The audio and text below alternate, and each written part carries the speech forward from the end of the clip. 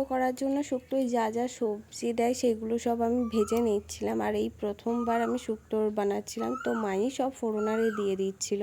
এখানে শুকনো লঙ্কা, তেজপাতা আর রাঁধুনি দিয়ে ফোড়ন দিয়েছিল, আর দিয়েছিল 5 ফোড়ন। আর ওই সাইডে মাই শাক ভাজাও করছিল আর আমাকেও সব দেখিয়ে দিচ্ছিল, বলে দিচ্ছিল।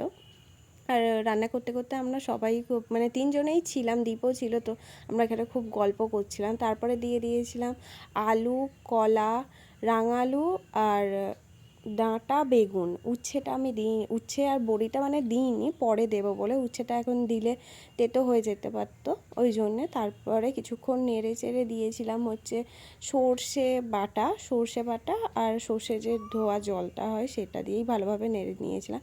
আর নুন হলুদ ওখানে দিইনি, কারণ ভাজার সময় নুন হলুদ দিয়েই ভালোভাবে ভেজেছিলাম। আর সবই মোটামুটি সেদ্ধ হয়ে গেছিলো, শুধু আলুটা বাদ দিয়ে।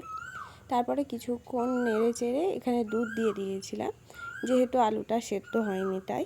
তো দুধটা দিয়ে একটু ভালোভাবে নাড়িয়ে ফুটতে দিয়ে দিয়েছিলাম। তারপর দিয়েছিলাম শুক্তোর মশলা, যে প্যাকেট শুক্তোর মশলা হয় সেইগুলো দিয়ে দিয়েছিলাম। তারপরে দিয়েছিল হচ্ছে ঘি, দিয়ে কিছুক্ষণ একটু ফুটিয়ে নিয়ে নামিয়ে নিয়েছিল।